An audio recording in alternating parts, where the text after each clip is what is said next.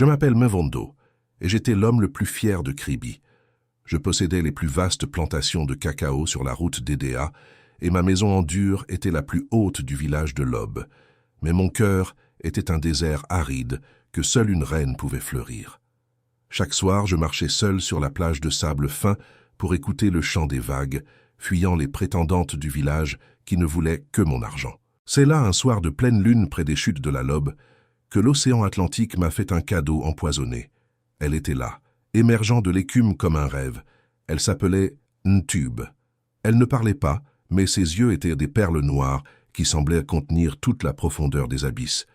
J'ai jeté mon manteau sur ses épaules et je l'ai ramené chez moi, ignorant que je faisais entrer le royaume des esprits de l'eau sous mon toit. Dès le lendemain, le Kongosa, la rumeur, a parcouru le village comme une traînée de poudre. Les femmes chuchotaient, les jaloux ricanaient. Mais surtout, les patriarches ont commencé à s'inquiéter de cette étrangère qui ne mangeait jamais de viande de brousse, ne touchait pas aux poissons braisés, et qui passait des heures à fixer l'horizon marin en pleurant des larmes de sel. Le vieux Nganga, guérisseur du village, Papa Biyina, m'a arrêté un matin. Sa voix tremblait comme une feuille de bananier sous le vent. « C'est un Vondo, mon fils, l'eau et le feu ne peuvent pas cohabiter. Cette femme ne marche pas sur la terre de nos ancêtres, elle glisse dessus. Renvoie-la dans l'eau avant que la mère, Mami Wata, ne réclame son dû. » Mais j'étais sourd et aveuglé par l'amour. J'ai organisé le mariage traditionnel le plus coûteux de l'histoire du département de l'océan. Le jour de la cérémonie, le ciel est devenu noir comme du charbon et les oiseaux de la forêt équatoriale ont cessé de chanter. Pendant la fête, Ntube a bu plus d'eau minérale que 10 hommes assoiffés. Elle ne dansait pas au rythme du bikutsi. Elle oscillait doucement sur sa chaise. Je ne savais pas encore que ce soir-là, ma vie de rêve allait se terminer dans un cri de terreur. Quand j'ai glissé ma main sous les draps de notre lit nuptial, j'ai senti le froid glacial d'une créature qui n'appartient pas à ce monde. La fête battait encore son plein dehors, mais à l'intérieur de notre chambre, le silence était plus lourd qu'une pierre tombale. J'ai refermé la porte et soudain, l'odeur familière de la forêt a disparu, remplacée par un parfum étouffant de sel, de marée et d'algues pourries. Ntube était assise, immobile, ses longs cheveux noirs coulant sur le lit comme des filets sombres rejetés par la tempête. « Ntube, pourquoi ne me regardes-tu pas ?» ai-je demandé, ma voix tremblant dans l'obscurité. Dans un geste lent, elle a saisi le bord du drap. J'ai vu ses doigts. Ils étaient reliés par une peau fine et translucide, comme des palmes.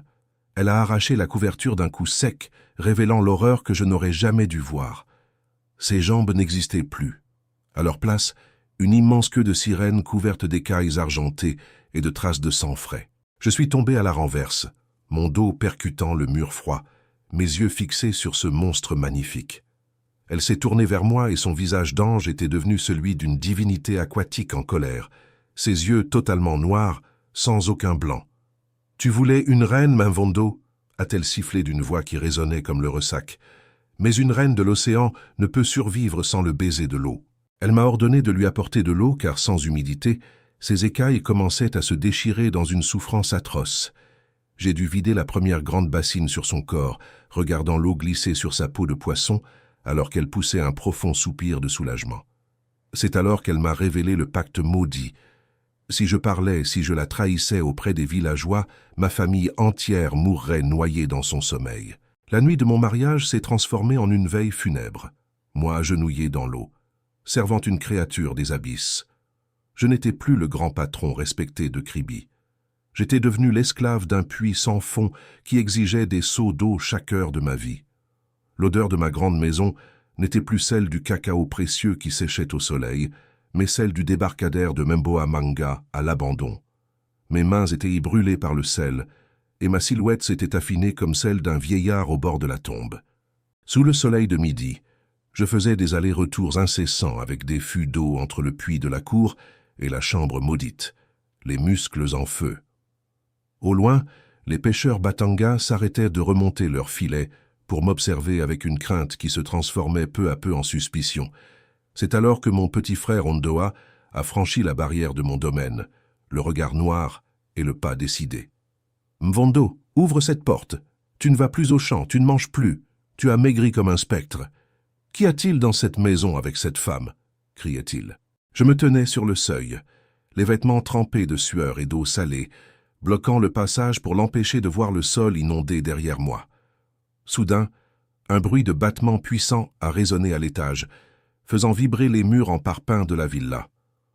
Ondoa a reculé, ses yeux cherchant la source de ce bruit surnaturel qui ne ressemblait à rien de connu au village. À la fenêtre du haut, j'ai vu l'ombre d'un tube passer, rapide et sinueuse, comme un grand serpent de mer capturé. J'ai dû mentir à mon propre sang, lui disant que ma femme souffrait d'une grave maladie contagieuse pour qu'il s'en aille. Mais le sel de la mer ne mentait pas. Il rongeait les murs de ma belle villa, créant des traces blanches et des fissures effrayantes qui s'étendaient chaque jour. Ondoa n'est pas parti. Il s'est caché dans les hautes herbes derrière la maison, attendant que la lune soit au plus haut, au-dessus de l'océan. Alors que je remontais mon 10e fût d'eau, j'ai vu son ombre se glisser vers la fenêtre arrière de la maison. Il allait tout découvrir. Mon frère s'est hissé pour regarder par la fenêtre, et ce qu'il a vu a brisé sa raison pour toujours. À l'intérieur de la chambre inondée, un tube ne se cachait plus.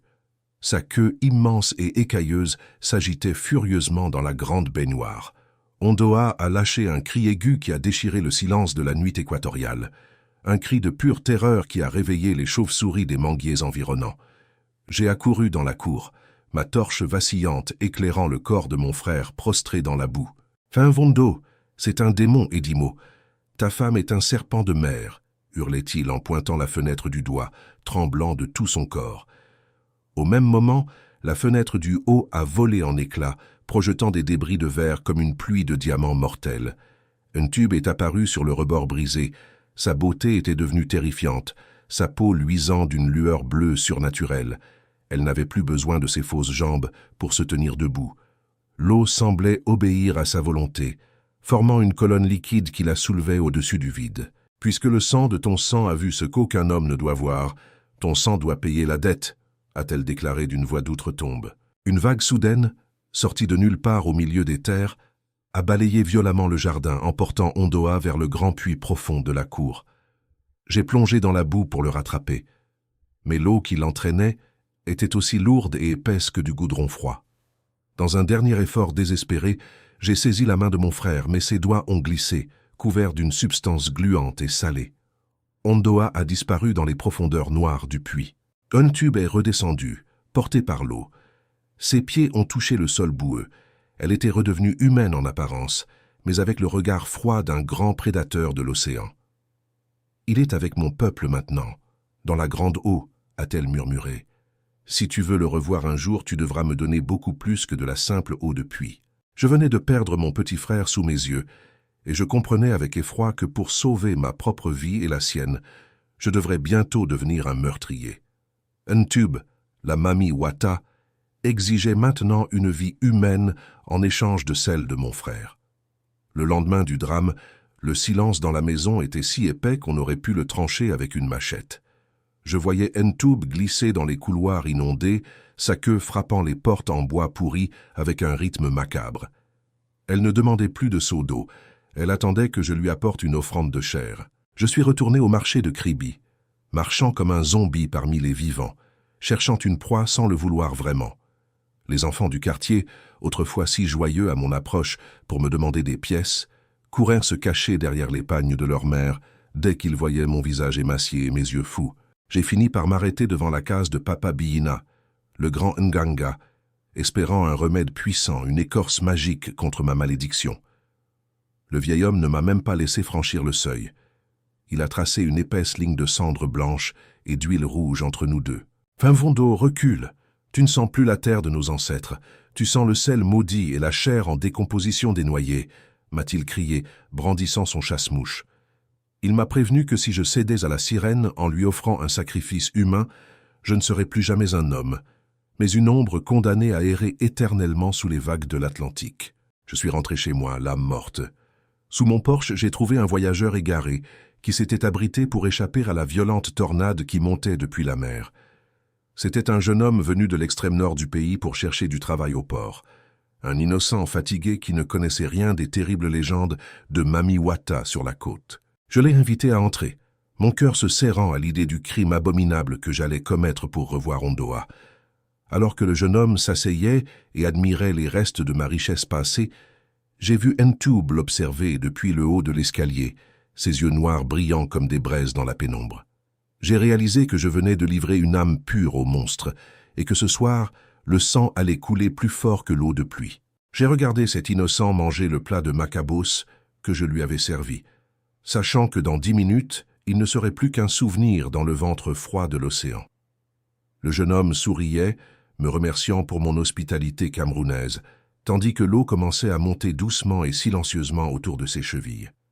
Un craquement sourd est venu du plafond, et de grosses gouttes d'eau salée sont tombées directement dans son assiette, troublant sa sauce. « Grand frère Mvondo, pourquoi ta maison pleure-t-elle ainsi par le toit ?» a-t-il demandé en se levant brusquement, sa chaise raclant le sol inondé. Avant même que je ne puisse formuler un mensonge, une ombre immense a glissé le long des murs du salon, plus rapide, plus fluide qu'un requin en pleine chasse. La lourde porte d'entrée s'est verrouillée d'elle-même avec un claquement métallique qui a résonné dans toute la demeure. Ntube est descendu des escaliers. Non pas comme une femme, mais comme le cauchemar des abysses.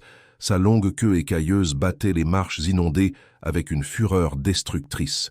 Le jeune voyageur a hurlé de toutes ses forces, essayant de grimper sur la grande table à manger pour échapper à la créature monstrueuse qui s'approchait. J'ai fermé les yeux, incapable de regarder, mais je pouvais entendre le sifflement terrifiant de l'eau et le chant hypnotique, mortel, que Ntube avait commencé à entonner. D'un coup de queue d'une puissance inouïe, elle a fracassé la lourde table en bois de padouk, plongeant l'homme dans les eaux sombres qui avaient envahi la pièce. Un tourbillon violent s'est formé au centre de mon propre salon, aspirant tout sur son passage, les meubles de valeur, les tapis et l'âme terrifiée de cet étranger. Le cri de l'homme s'est étouffé sous les flots bouillonnants. Pendant une fraction de seconde, dans l'écume sanglante, j'ai cru voir le visage déformé de mon frère Ondoa qui m'appelait à l'aide. Puis tout s'est arrêté net.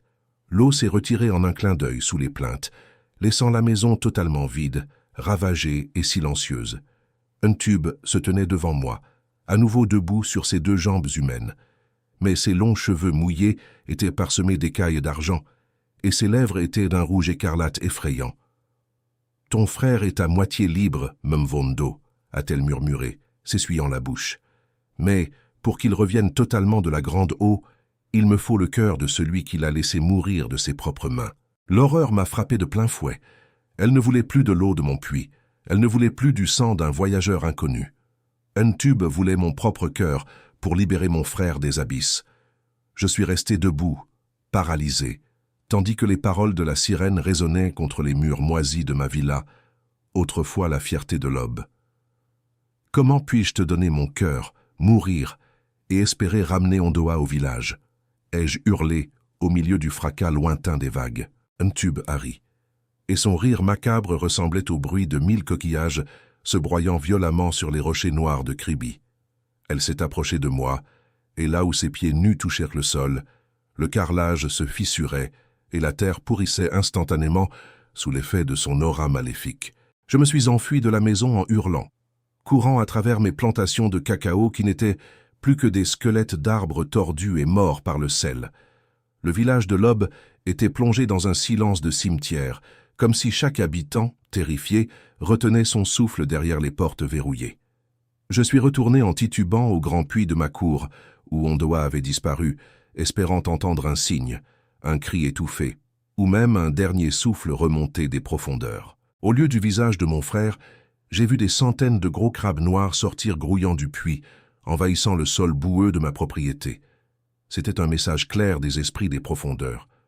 Le temps m'était compté avant que l'océan ne vienne réclamer sa dette totale. J'ai couru chercher mon vieux fusil de chasse calibre 12 dans mes coffres, pensant que le plomb pourrait tuer ce que mon amour aveugle n'avait pu sauver.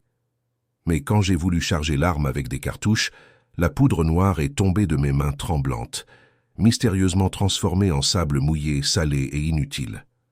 Ntube est apparu silencieusement dans l'encadrement de la porte de la cour. Son corps brillait dans la nuit d'une lumière si intense, si aveuglante, qu'elle brûlait mes rétines. « Tu ne peux pas tuer la mer avec des armes d'homme, Mvondo. Tu ne peux que te noyer en elle, a-t-elle murmuré d'une voix qui faisait vibrer chacun de mes os. Elle a avancé lentement, L'eau de l'océan semblait monter dans mon propre jardin pour l'accompagner. Elle a déposé sa main glacée sur mon torse, juste au-dessus de ma poitrine, et j'ai senti mon cœur ralentir, battre de moins en moins vite, prêt à s'arrêter définitivement pour rejoindre mon frère Ondoa dans l'obscurité glacée de l'abîme.